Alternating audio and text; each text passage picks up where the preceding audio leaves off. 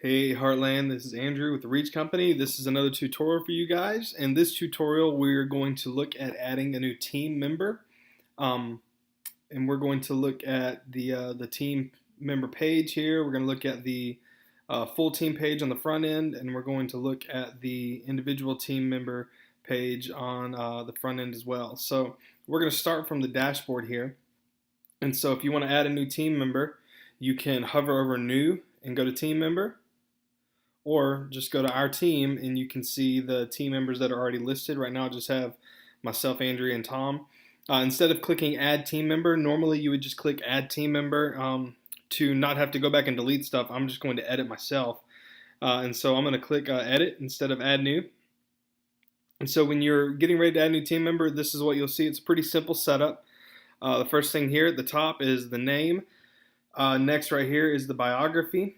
If you scroll down a little bit, you have SEO, search engine settings. If you're logged in, you can actually drag it. I like to keep the SEO on the bottom here.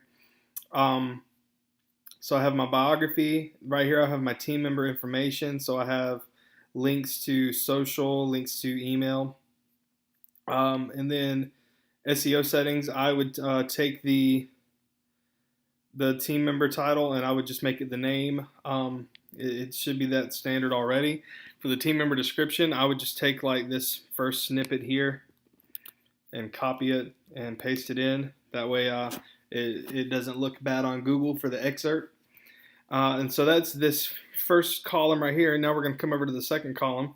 For team roles, I have two team roles for you guys. The first one is a coach, which is pretty much what everybody's going to be. Everyone leading like a lead transform group, I've just named them coach. And then you have leader, which right now I just have Andrea and Tom in those roles since they're, the leaders of Heartland Leadership Initiative. Next we have locations. Just this is for filtering purposes. I'll show you that in a moment. For locations, I just have the state here right now, but you guys, since it's mostly a localized Wisconsin kind of thing, you can put in a city here. I imagine that we'll find a way to make it more scalable as Heartland expands into other states, other regions, etc. But for right now, just put in the location as a city. You can add new location and click it right there. If it's a city in Wisconsin, you can even make the parent location Wisconsin, and so it'll show up underneath Wisconsin.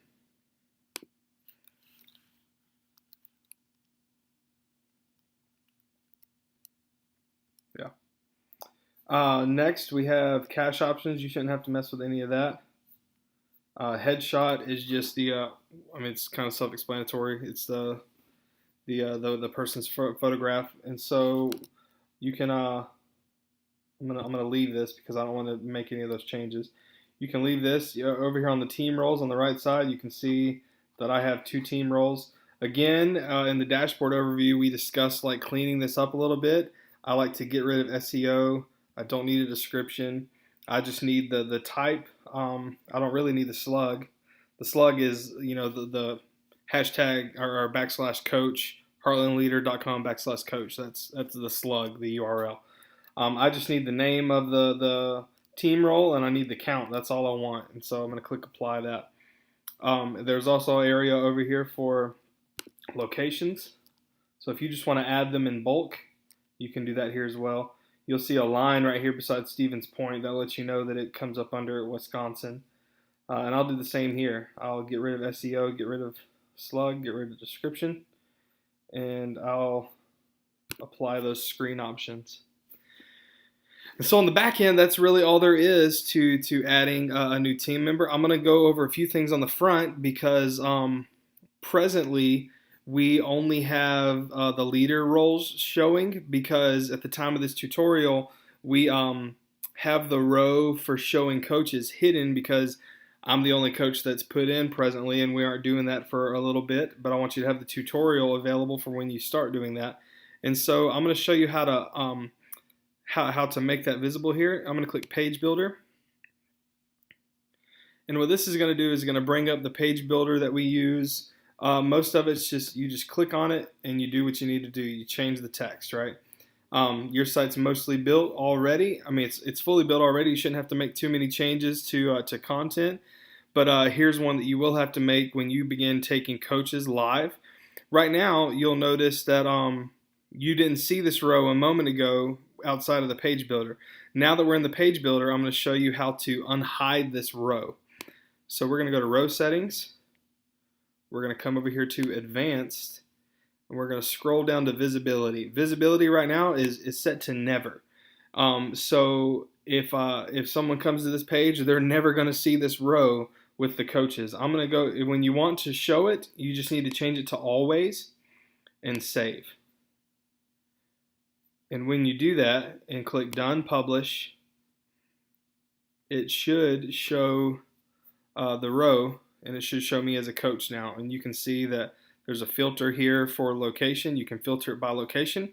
And when I click on this, it takes me to my page. I'm an HLI coach. Look at that. It gives the email right here. It gives my biography, my picture, my social links. And then I can just go click this button and go back to the team area. And it takes me back to this team page. And it's as simple as that. So I'm going to go ahead and hide this again. So click on Page Builder. When the Page Builder comes up, I'll scroll down to this row.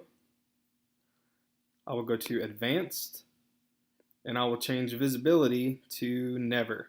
And that'll hide this row again until you guys are ready to add your own coaches.